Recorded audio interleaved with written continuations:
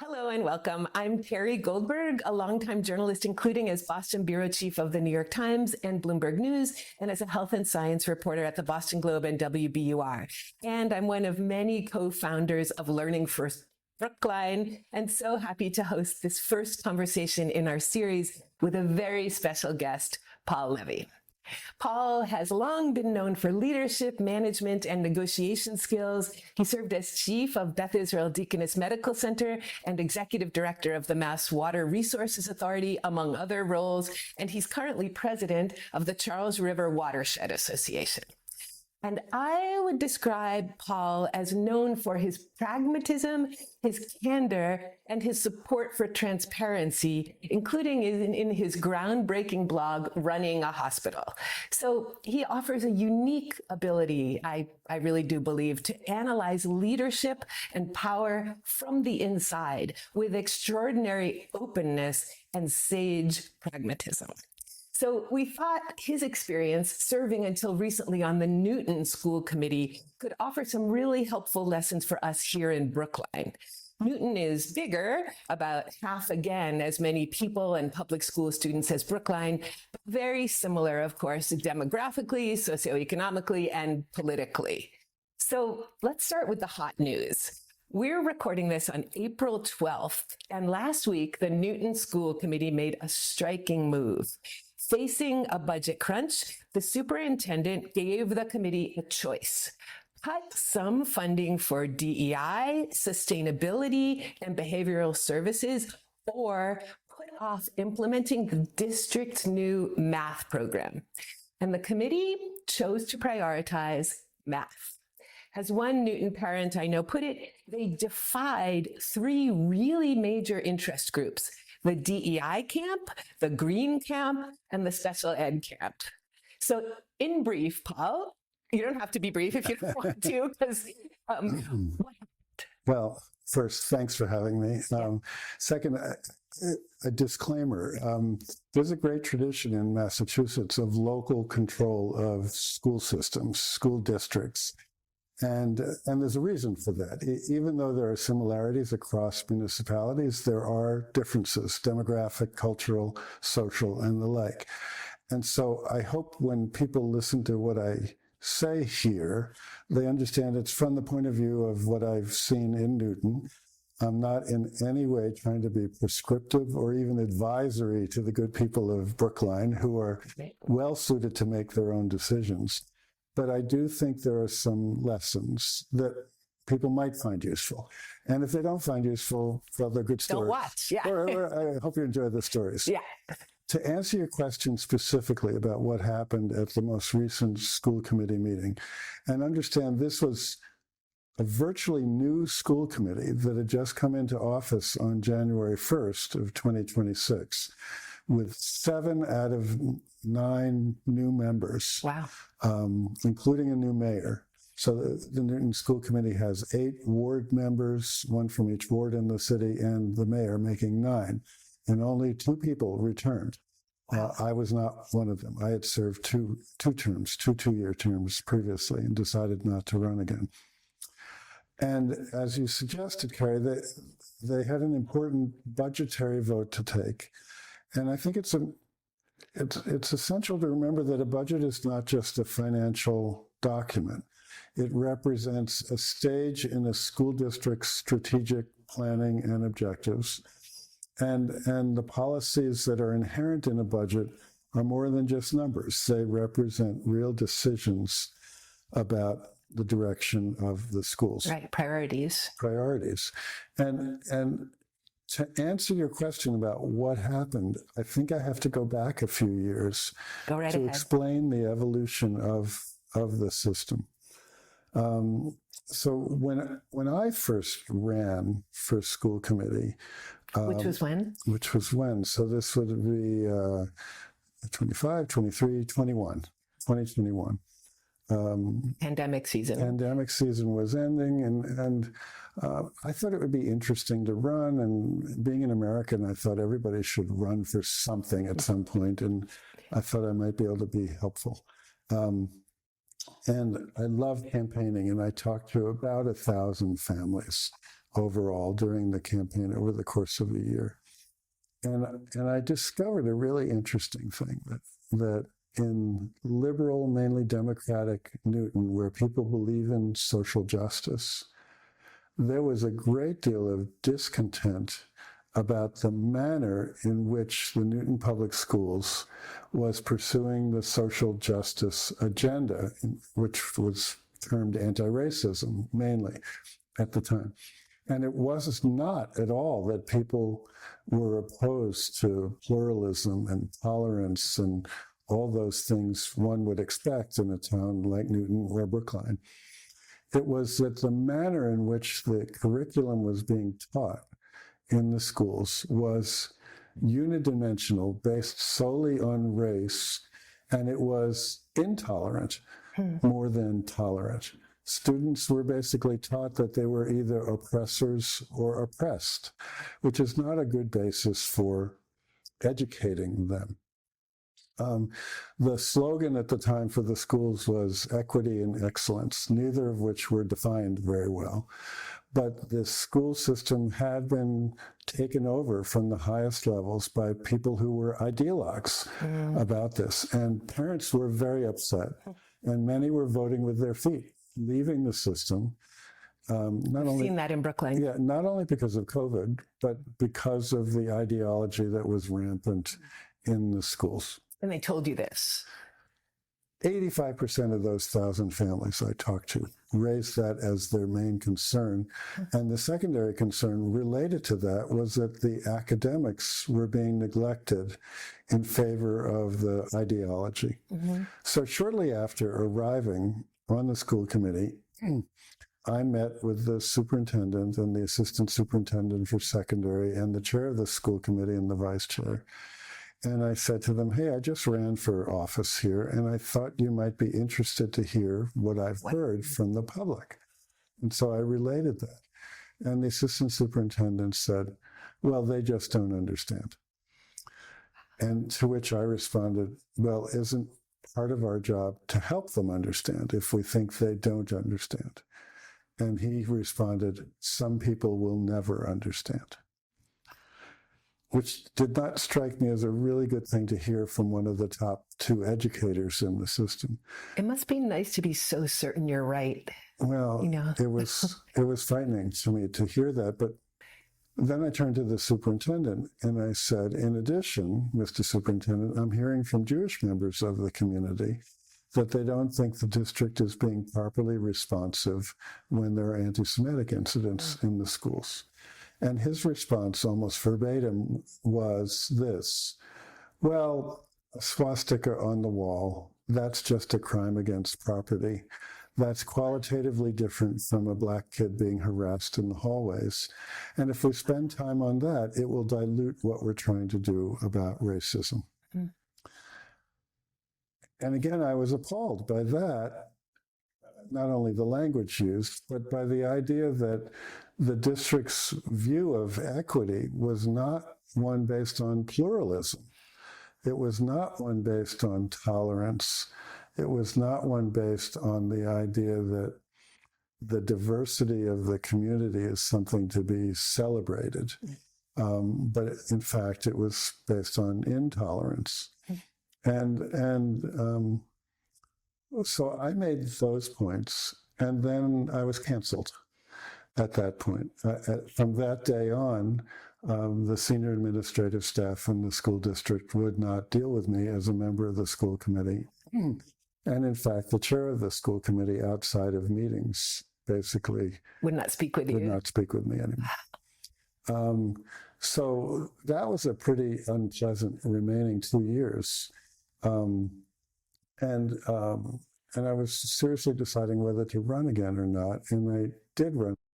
Reasons. One is I wanted to be able to vote for a replacement of the chair, and we had a very good candidate. In addition, we had just hired a new school superintendent for the district, Anna Nolan. Yeah. And I thought that I might be able to be helpful to her.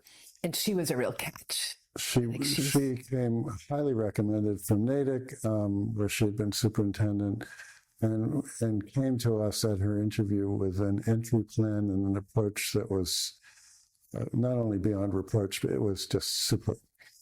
So Anna goes to work, just to keep the story going here a little bit, because it is part of the evolution. And after a few months, she called me and we talked, and she said, Paul, I've discovered that we don't, in the Newton Public Schools, we don't have standard curricula for math and language arts and other subjects. At all?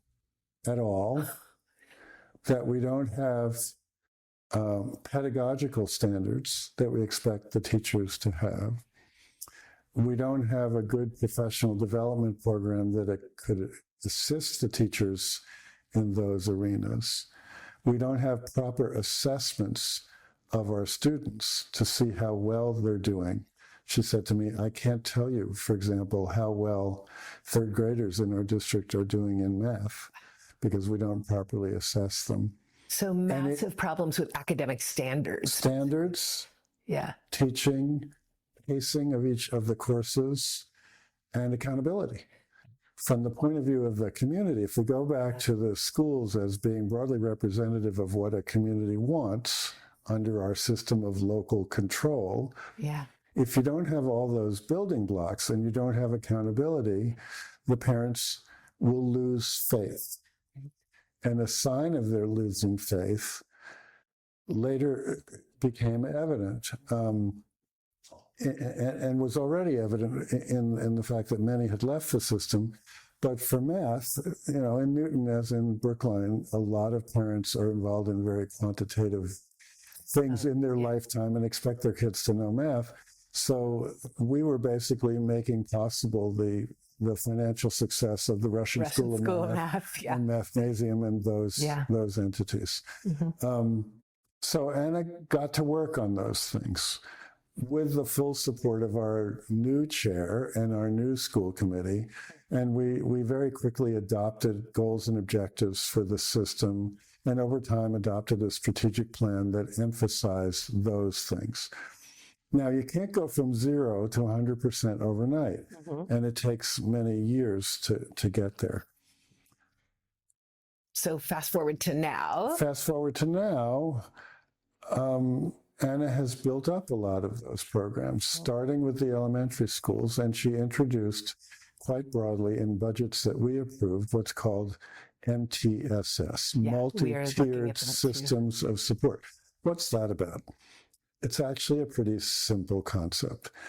If you truly want to deliver individualized education to students in a public arena like a public school, you have to have a way of, once you've established the curriculum and the pacing that's expected month to month, year to year, and you do the professional development, you then do assessments, what are called formative assessments as opposed to summative assessment.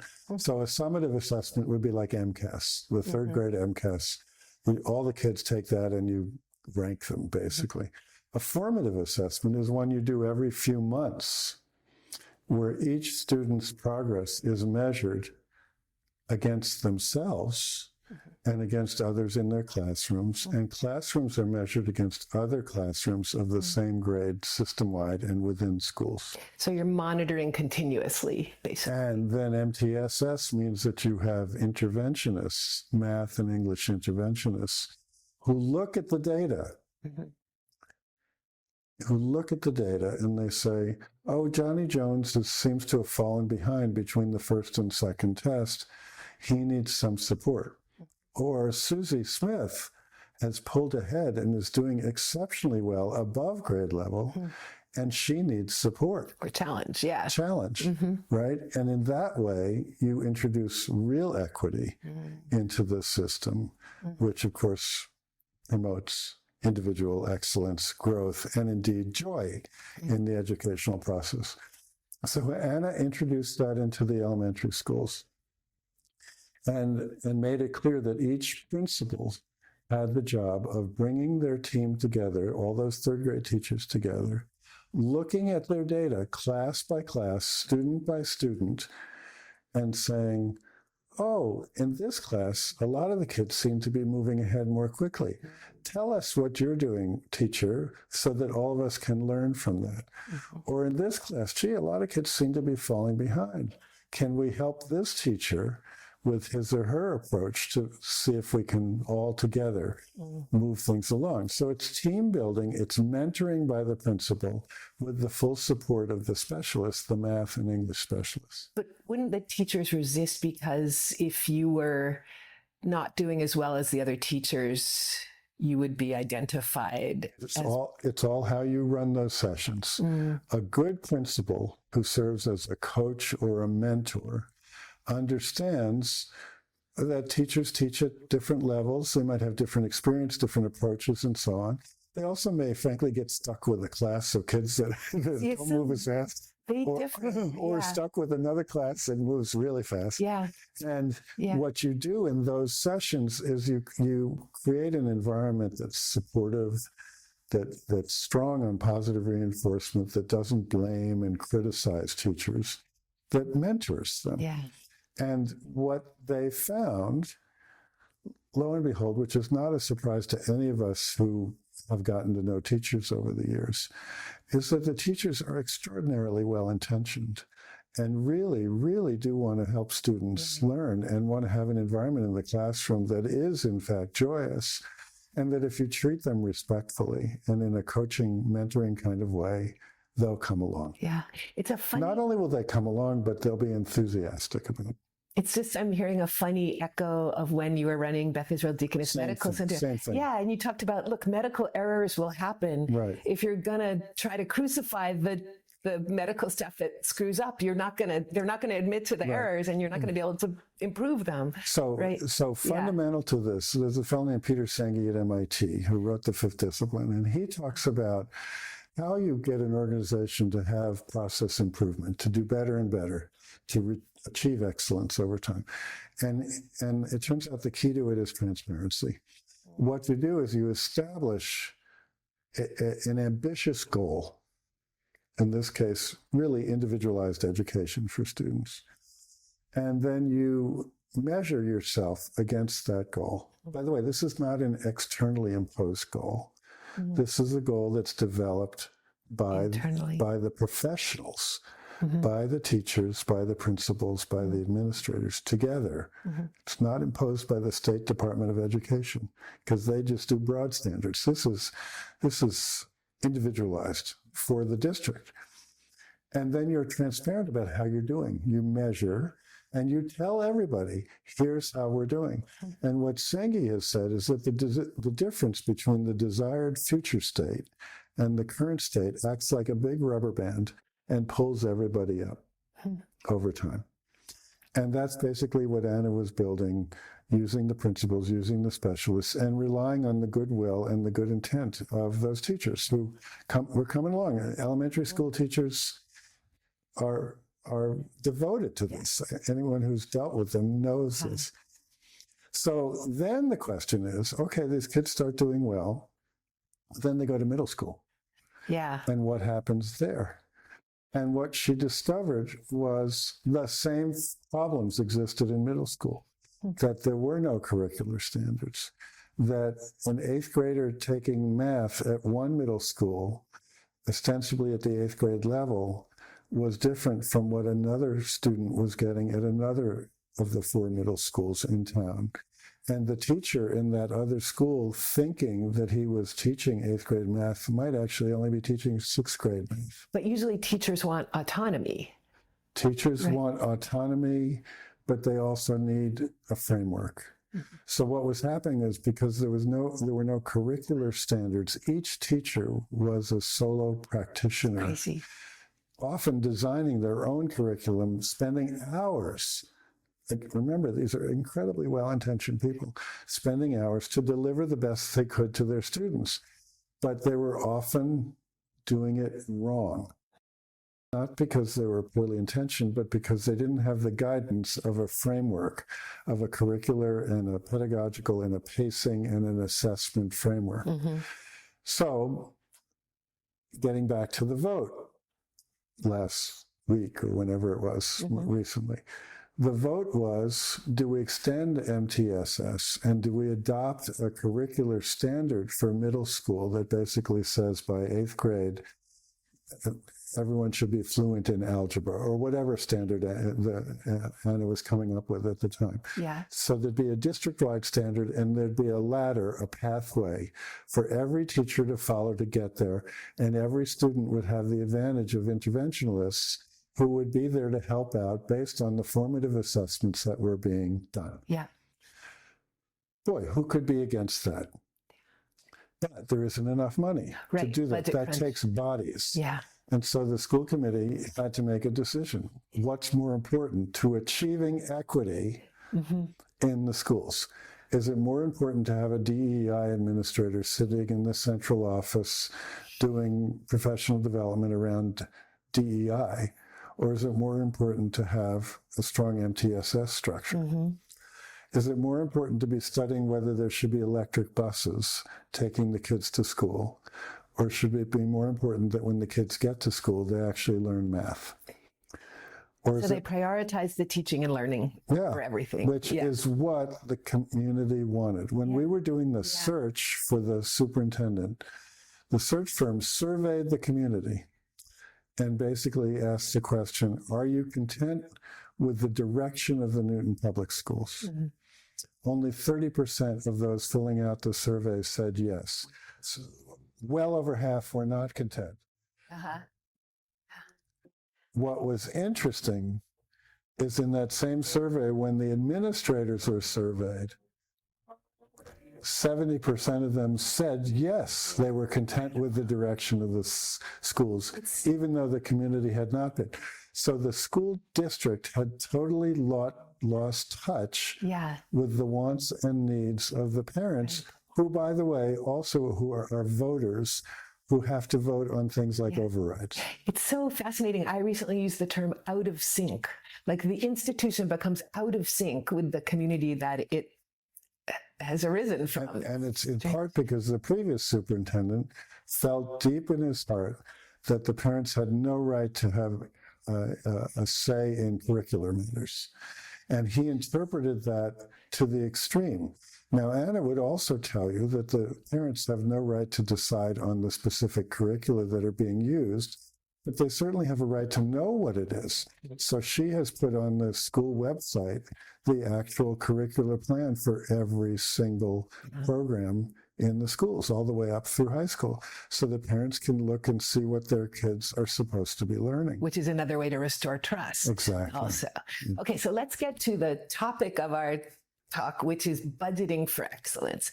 So against the backdrop of everything you've just said, how can you share your hard-won wisdom about the decision-making process for what to cut and what to continue funding when choices like this need to be made under fiscal constraint, right? Like this was a really interesting illustration, but how would you generalize to how it's done? Well, first, let's view the context. For every community in Massachusetts, whether it's Newton or Brookline or Lawrence or whatever, they're subject to Prop 2.5. That's brutal. Which strictly limits the degree to which a municipality can raise tax rates. It sets it at 2.5% a year. That's just natural growth in the value of properties in the community, and also decisions about what gets paid by commercial versus residential property taxes. Sets the amount of money a city has or a town has. It's as simple as that. And it is what it is. It is what it is. And there is state aid that comes into, and that's based on a formula. And everybody knows what the formula is. And the formula does not support very much the wealthier towns. It was designed, in fact, to support the Brocktons of the world that are poor and that need a lot of cash because they don't have a tax base to support their school system. So you start with that limitation on municipal finance. In Brookline, the school budget is roughly half of the municipal budget. If a superintendent comes in and says, I want a 7% increase in the school budget next year, it means that the town has to have an increase in its budget of at least 3.5% because Right. it's half of the town budget. Right. Well, what if that's not available? Yeah. Then whether it's the select board or the finance committee, or in our case, the mayor says to the school department, here's what you have. Mm-hmm. Tell me how you'd like to use it. But it's all you get. That's all you get. Yeah. And then that goes back to the superintendent and the school committee, and the school committee gets to vote on that. So then your question is, given those constraints, how do you make the choices? If you don't have a strategic plan and a vision for the schools, the choices are arbitrary. They're not just hard. Or political. Well, whatever word you want to use. Mm-hmm. Political based on what? Arbitrary based on what? So one of the first things we all did with Anna is we not only had annual objectives for the year of what we were trying to accomplish, but we also had overall strategic objectives to accomplish over the coming 5 years. Yeah, Brookline has that. Yeah. And that helps you guide the decision. But then ultimately, you're not going to have enough, and you have to decide. And you basically have to compromise your expectations and make some hard choices. Now, in the case of Newton, which has over $250 million, it has almost $1/3 of $1 billion school budget, if you have a shortfall of 3 or 4 million, it doesn't feel like a lot. Mm-hmm. It might be 1%, right? But over 90% of the school budget is personnel, is salaries. Similar here, yeah. And so, and you can't take the money out of utilities or busing or other operational things, which are just a small part of the budget in the first place and are what they are. So you have to take it out of salaries. And so then you have to make choices. Now, and those are hard, and they're real people involved. Yeah. And that's just going to be up to each school committee to do.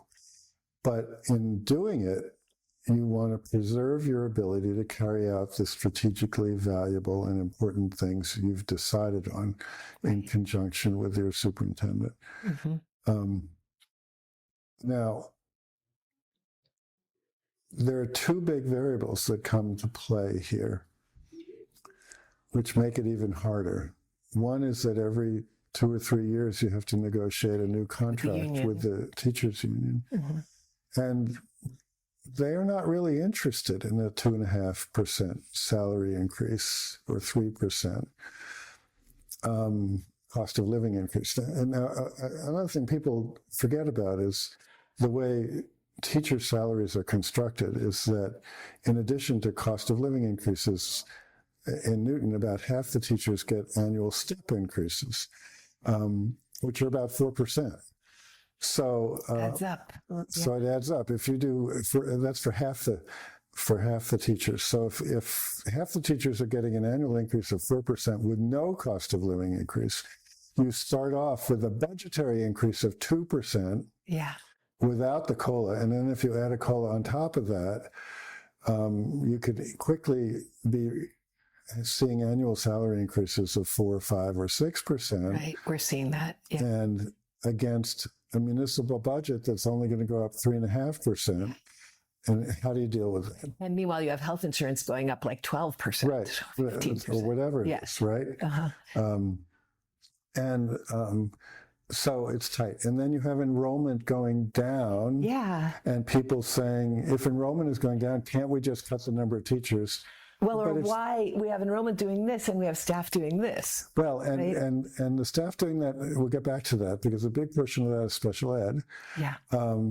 But also understand that even if enrollment in elementary schools is going down, it doesn't mean you can eliminate a proportional number of classrooms because you've got to lose one kid per elementary school class on average. That doesn't mean you eliminate classes. No. necessarily, because kids have to go to the schools they're going to, and you have to have sufficient volumes of kids in the classes. Right. Although in Brookline, I think it's been something like 8,000 down to 7,000. Like, Yeah. it's really significant. Well, in Newton, it was the same. Yeah, We went from yeah. 12 to 11. Yeah. So you can indeed reduce some of the number of teachers based on enrollment. And special ed is an area that's grown a lot over the last several years. In Newton, 18% of the kids are considered special ed kids. It's probably the same in Brookline. Yeah. And to a certain extent, people choose to live in these towns, indeed in Massachusetts, but indeed in Brookline and Newton, because the special ed programs are excellent. And you want them to be excellent because those kids deserve it. And it's not only a matter of state and federal law that they should have it, but it's a community value, right?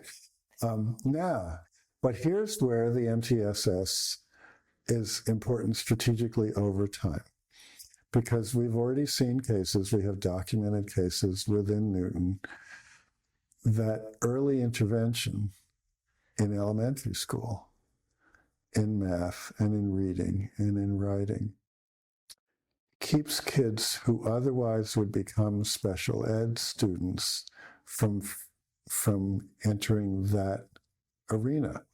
They're actually able to keep up with generalized, not specialized, with generalized education because they have that kind of intervention. Now, not all of them. An autistic kid is going to be an autistic kid.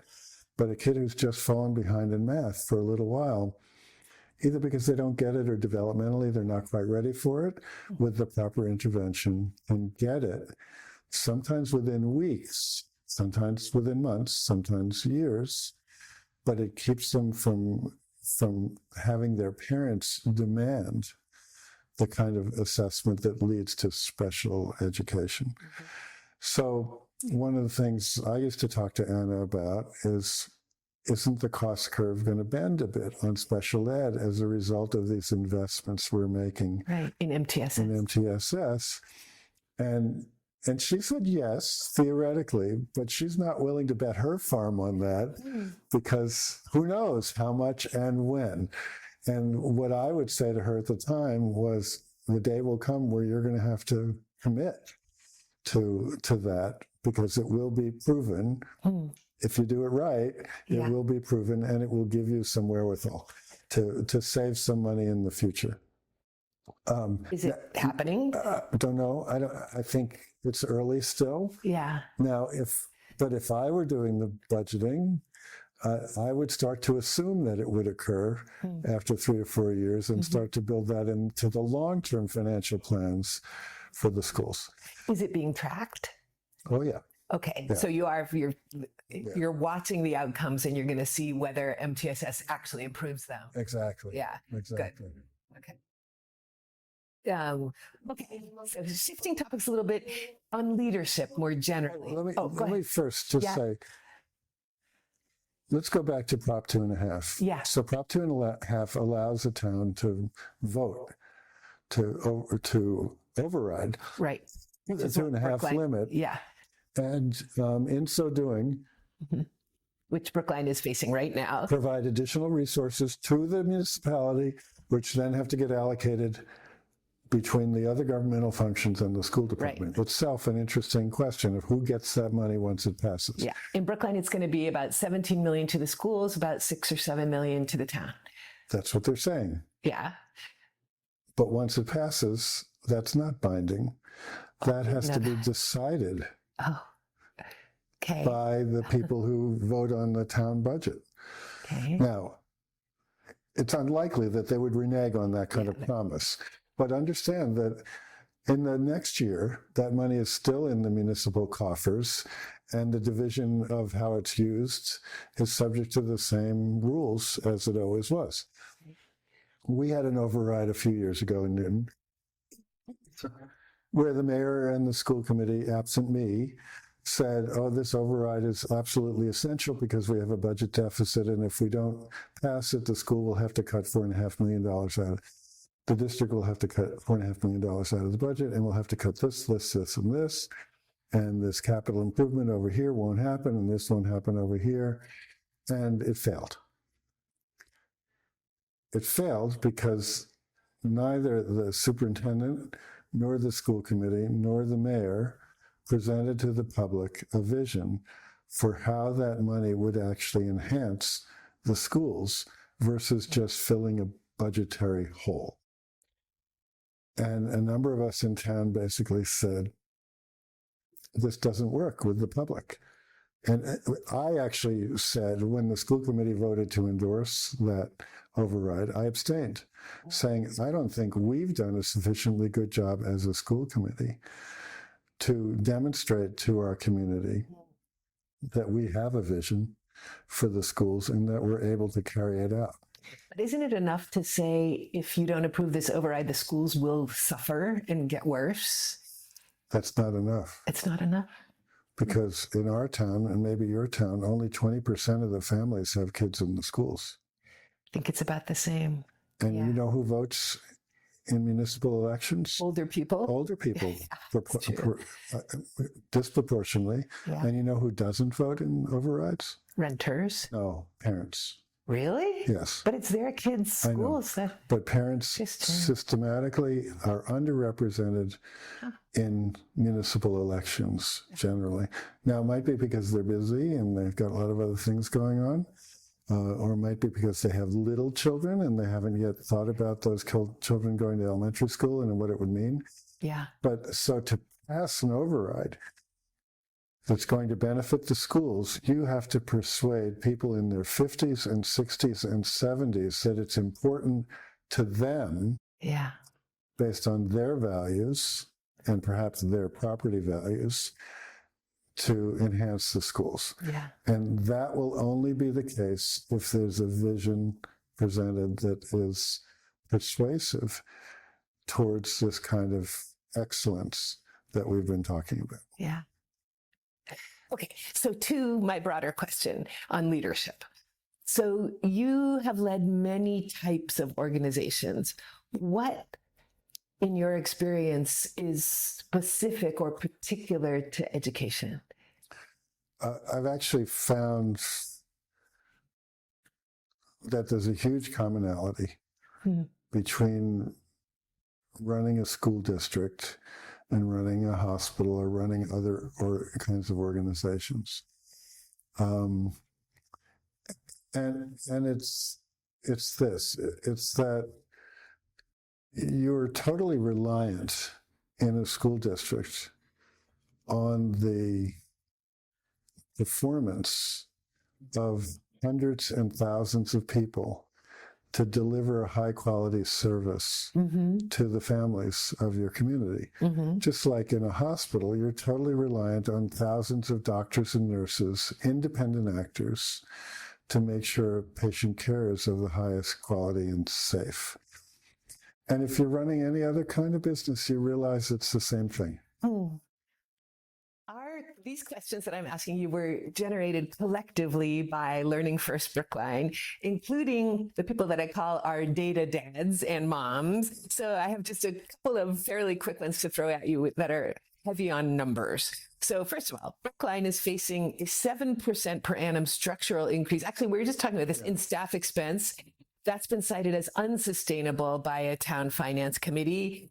And it's 52% of the overall town budget, so it would alone require a 3.5% year increase. Okay, this is just what you were talking about.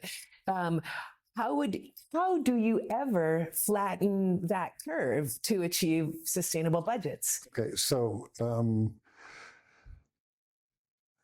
you have to decide what you want to achieve in the schools. You have to be careful about what you really, really need to get there. You have to look at potential cost savings, both in the short run and the long run. Short run, you might have to make some hard decisions. Long run, maybe you do get some structural improvement because you've enhanced your MTSS approach, and so you have fewer kids going into special ed over time. You have to look at your buildings. You have to decide if you need all of them, if you need all those classrooms. because you look at demographic trends. And those are the big variables. There might be others, but they're not a lot. And then if you think you can go to your town and get an override to support the increase, you present a vision and a sense of what you will accomplish with it, both short run and long run, and you go to the public. Yeah. And if the public says yes, you've solved the problem for a few years. And then the same thing will happen again. Yeah. If you get a no answer from the public, they've told you something, that they either don't share your vision for their children or that you haven't been persuasive enough about it.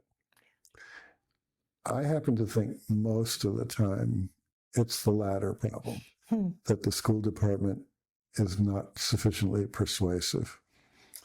Also, often combined with not being sufficiently transparent with how the money is being spent. Yeah. So those are some things that have to occur locally. I also think there are things that need to occur statewide. Like overturn Proposition 2.5? No, that's not going to happen. Oh, okay. That's not going to happen. In fact, there are often pressures on the state to cut taxes, state taxes.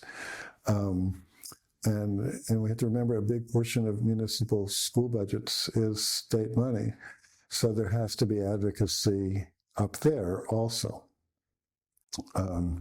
And so that legislators and the governor are on board.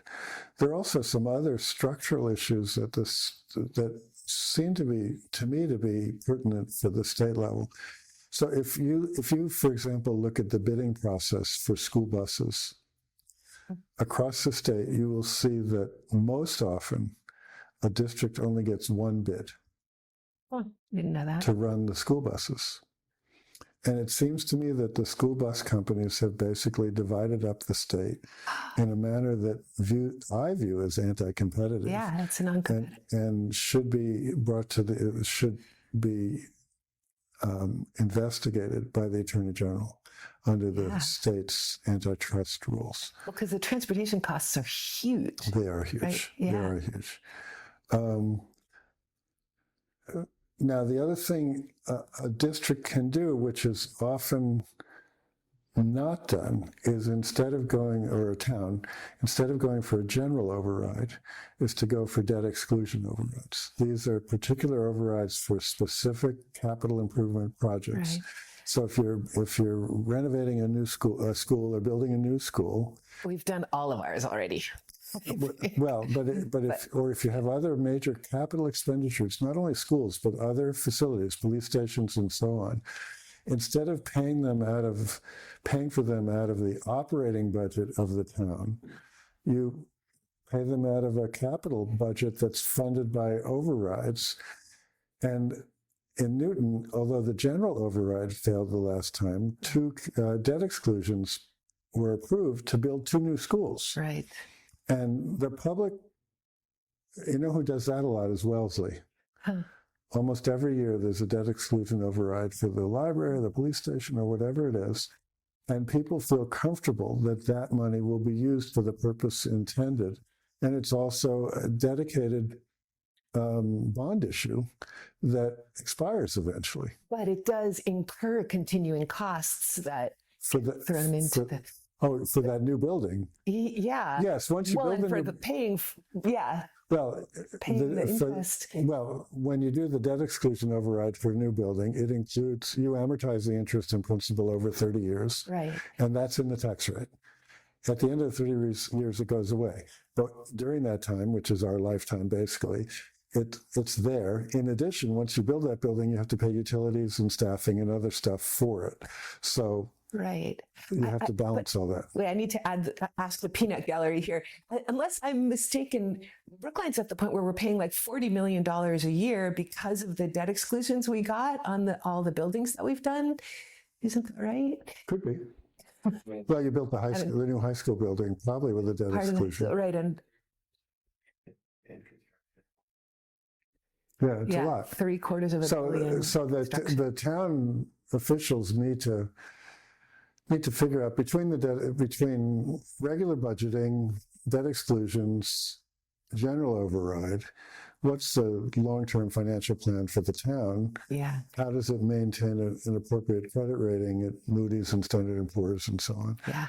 And fundamentally, what is the appetite for people in the town to pay more taxes? Yeah. It comes down to that. It does. In the past, before Prop 2.5, it didn't happen.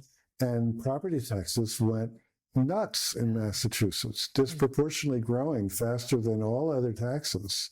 Wow. And that's why Barbara Anderson and her crowd and Citizens for Limited Taxation were able to pass Prop 2.5 because property taxes were viewed as really problematic and also as incredibly regressive.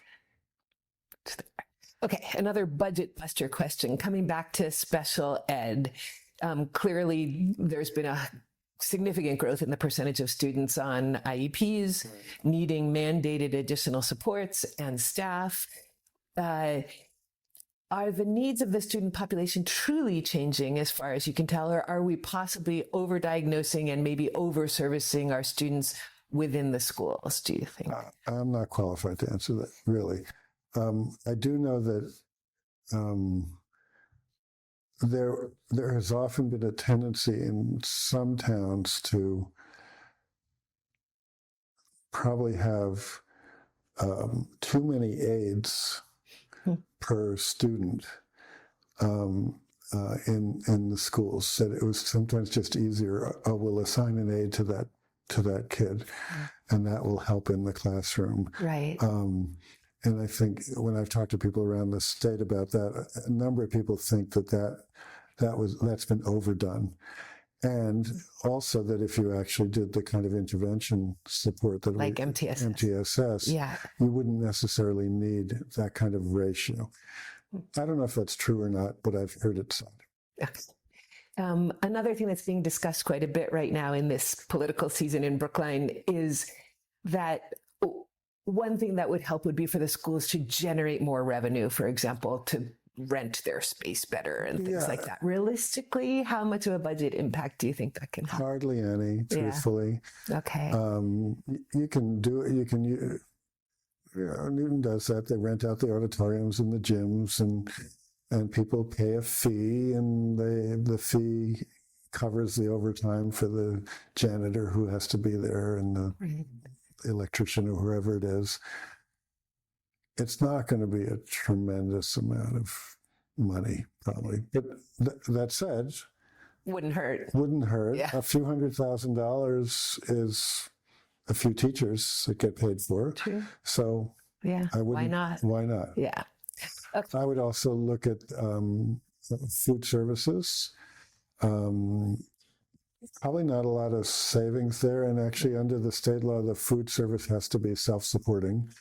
The free lunch program actually is not allowed to make money or lose money. But choices can be made there that perhaps offer other food to kids who aren't on the free lunch program that could help subsidize it. But again, not big money. Okay. All right. Here's my last question. You've been incredible. If you remember last year when I wrote a story for the Globe, mainly about de-leveling in the Newton schools, at the end, it noted that the district was changing its motto from excellence and equity because the superintendent said it had become divisive, right? And so the question is, how do you reframe the conversation around equity and, more importantly, its practical implementation in our schools to ensure that we don't narrowly focus on the needs of select student populations while ignoring or even at the expense of others? So, in other words, what strategies can you employ to bridge the ideological divides and get us back to good, get us back to, So the good news in my mind is if you go back to the basics, if you stick to your knitting and you develop appropriate curricula, appropriate pedagogical standards, appropriate pacing in the classrooms, appropriate assessments, intervention and accountability, the focus then goes to that, which is fundamentally about equity, because it's providing to each student the most of what the district can provide in the best possible way. The opposite happened in Newton previously. Because of a lack of that, people noticed year after year that the disadvantaged kids, often the Black kids, had the famous learning gap, particularly in math, but other subjects too. And the district decided that the solution to that was to de-level, was to put in math classes kids of multiple levels, because they felt they had decided that the previous system was racist, because the previous system kept producing results that, if you just looked at race, were untoward results. So they took causality from that. They learned the wrong lesson from that and designed the wrong solution. And so they put kids in of multiple levels. They didn't prepare the teachers for that. By the way, teaching a class with multiple levels is no easy thing. And the result was, the results got worse for those kids. And so, but then once you put that in place, undoing it takes a lot of work, because you have to decide which level the kids are going to go into, and you haven't done the proper assessments of them. So it takes time to undo that. But I'm very confident that if you do it right from the start, that's the best possible way to solve that problem. And indeed, in the one elementary school that had been doing MTSS on its own in Newton before Anna arrived as superintendent, they actually documented a reduction in that learning gap for those kids, sort of proving the case by anecdote, but more broadly, I think it's going to be proved over time. But there's a clear example where ideology, ostensibly in pursuit of equity, actually resulted in less equity. Yeah. If you can share with us what happened behind the scenes after the Newton override failed, and how did you decide what to cut, and what did you end up cutting? We had an interim superintendent at the time, and she proposed to cut the elementary school strings program. And hundreds of parents objected. That happens here too. One of them even secured a letter from Yo-Yo Ma.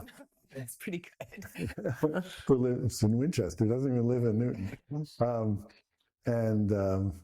And also, I think around the same time, maybe a different time, there was a proposal to cut the jazz ensemble in the high school. This is a nationally ranked jazz ensemble.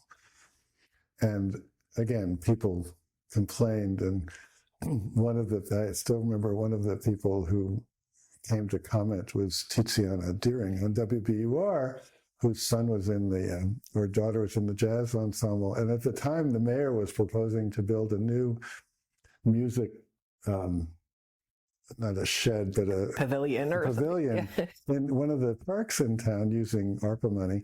And Tiziana got on and said, I think it'd be more important for someone to be able to play in that new place and to build it. And to build it.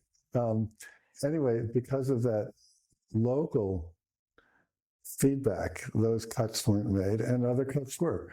I mean, they found the money elsewhere. So do you share what cuts, like, for example? I don't remember at this point. Truthfully, you just have to choose. In addition, the mayor had threatened that if the override didn't pass, that certain capital improvements in some of the schools wouldn't happen. Within 2 weeks after the override, she miraculously found the money for those capital improvements. So, generally it's the approach used by municipal officials when they're seeking an override is a gloom and doom approach. If you don't vote for this, it's blackmail. If you don't vote for this, the world will end. The Washington Monument will close, right? As they would do in Washington, D.C., in the federal government. and it's fundamentally dishonest often, but it's also the wrong approach. You don't go to the citizenry saying, raise your taxes to help me out of a budget bind. You go to the communities to raise taxes for a purpose that the community considers to be valuable. For debt exclusions, it might be a particular school or whatever that's going to be built. For the general override, for the school system, it has to be a vision for what it's going to deliver. For the police and fire department, the same thing. Here's what we're going to be able to do in terms of public protection, or fixing the sidewalks or the potholes or whatever it is. Something that people can identify with and say, oh, that's worth an extra $100 a year or $200 a year on my taxes. But isn't the truth that, in fact, the cost of even just staying even with what we're doing goes up and up and up? So, in fact, you have to have overrides even just to stay level. You do, unless you find massive efficiencies, and they're not there. Yeah. They're not there. So even more so. I mean, sure, when presenting the vision of the future, you also build in kind of just inflationary stuff. And people understand that. Yeah. But if you're not persuasive, if you don't explain why they're there, they're going to walk away. But isn't gloom and doom persuasive? No, it's absolutely not. Really? Yes, especially when people... Not when you don't have kids in the schools. When you don't have kids in the school, but also understand that families are facing their own financial difficulties. Right. And in a community like Brookline or Newton, where a substantial percentage of the people are employed in the academic sector, higher ed, or in biotech, or in the health professions, and they're watching the federal government cut those programs, and they're worried about whether their research grant is going to be there, or whether their community health center is going to be there, or whatever they're doing for a living. I think it's 1 in 5 or 1 or 6 people in these towns work in those arenas. You go to them and you say, I need to increase your taxes because I'm facing inflation with the town budget. And they're saying, well, I don't know if I can pay my mortgage next year. So I don't care if it's just $100. Yeah. It's not just $100. You really have to have a very persuasive message.